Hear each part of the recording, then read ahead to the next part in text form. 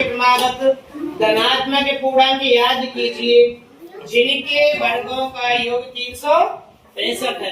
तो सबसे पहले अपन समझेंगे कि धनात्मक पूर्णांक क्या होता है।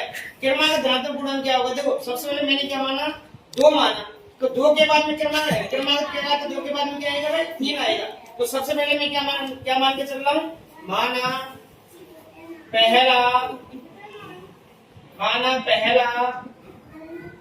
धनात्मक पूर्णांक, माना पहला धनात्मक पूर्णांक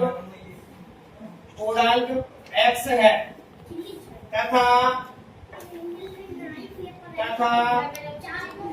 दूसरा धनात्मक पूर्णांक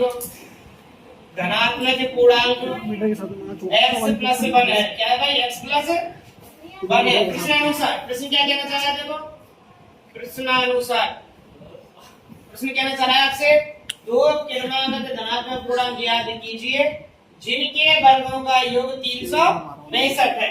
तो वर्गों के योग की करा तो इसका मतलब क्या करेंगे भाई, x का वर्ग प्लस x प्लस 1 का वर्ग दिस इक्वल टू 365।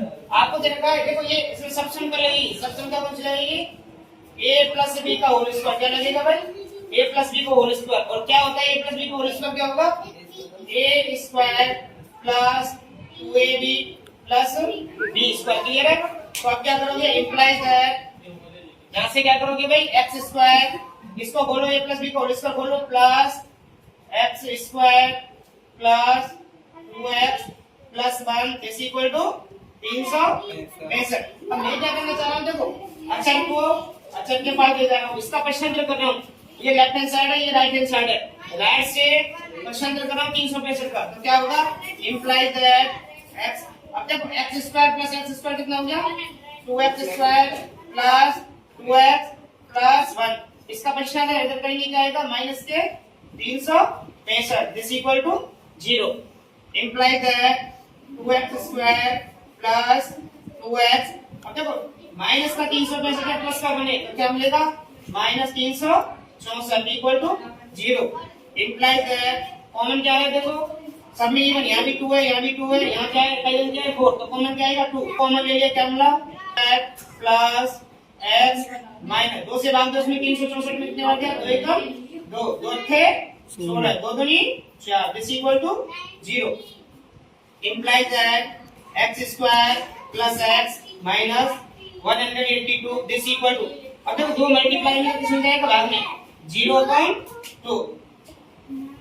इधर ध्यान दो भाई, इंप्लाइज दैट, और आप सभी जानते हो यदि 0 में किसी भी संख्या से अपन भाग देते तो क्या आता है 0, यानी 0 डिवाइडेड बाय ऑल इंटीजर क्या आता है 0। तो क्या मिलेगा यहाँ पे अपन को 0।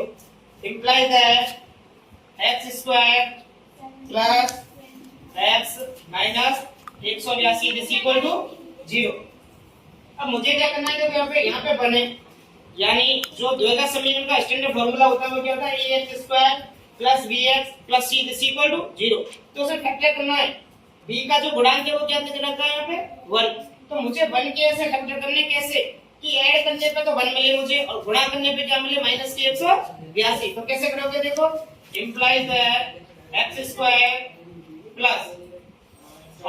प्लस के 14x माइनस के 13x minus 182 this equal to 0। देखो 14 में से 13 गया तो कितना मिला, 1 मिला, और 14 का गुणा माइनस 13 से करोगे तो कितना आएगा, माइनस के 182। तो फैक्टर में क्या कहता है, 1 के ऐसे फैक्टर करने कि ऐड करने पे बनाए और गुणा करने पे माइनस के 182 मिले। तो क्या बनाएंगे, first pair second pair. Implies that इसमें से कॉमन क्या मिला आपको, x कॉमन ले लिया, क्या मिला x प्लस 40। यहाँ से क्या मिला, यहाँ भी माइनस है, यहाँ भी माइनस है, तो कॉमन क्या रहा भाई, माइनस के 30, माइनस के 30 कॉमन लिया, यहाँ पे क्या मिला x, और 13 से 182 भाग दोगे कितने बार जाएगा, 14 बार। कितने जाएगा, 14 बार दिस इक्वल टू 0।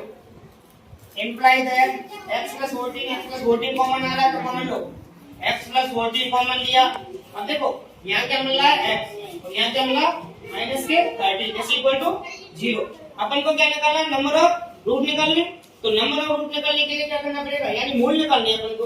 तो मूल निकालने के लिए क्या करना पड़ेगा, दोनों को सेपरेट अलग अलग 0 इक्वल लेना है, क्योंकि x plus 14 this equal to 0 और x minus 13 this equal to 0 implies that यहाँ से क्या मतलब x की value x this equal to 14 plus का परसेंटेज रेंज आएगा माइनस का 14 और यहाँ से क्या मिल रहा है और x दिस इक्वल टू 30